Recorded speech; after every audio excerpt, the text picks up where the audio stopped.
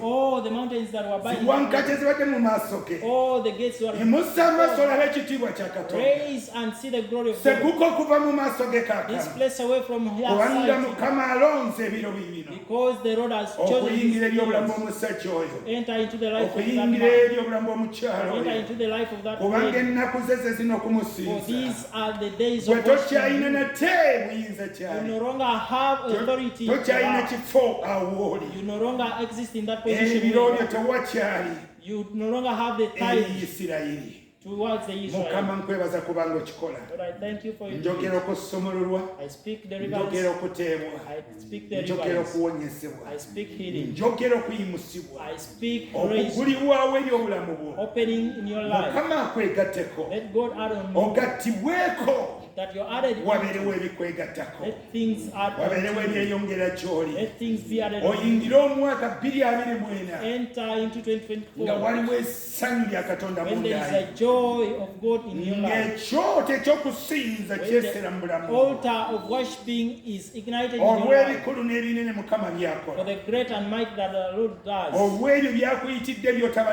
What He has called you for that you have not been having. When they are before you today. Let God do great things. Thank you, Jesus. Worship God. And say, worthy are you. Say, worthy are you. Worthy are you, Lord. Osanidde,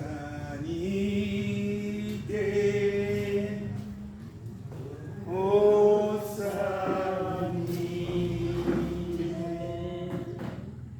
Osanidde,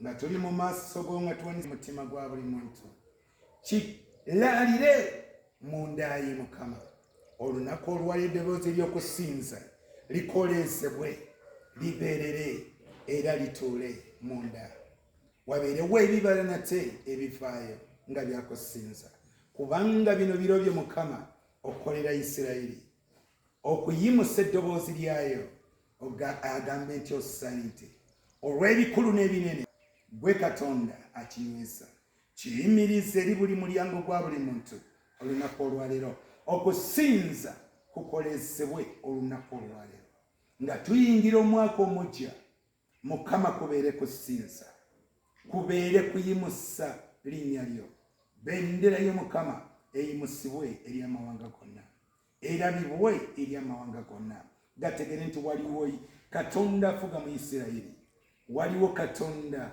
akola mu Isirayiri waliwo Katonda omulamu mu linnya lya Mukama waffe Yesu mwetusabidde nga twebaza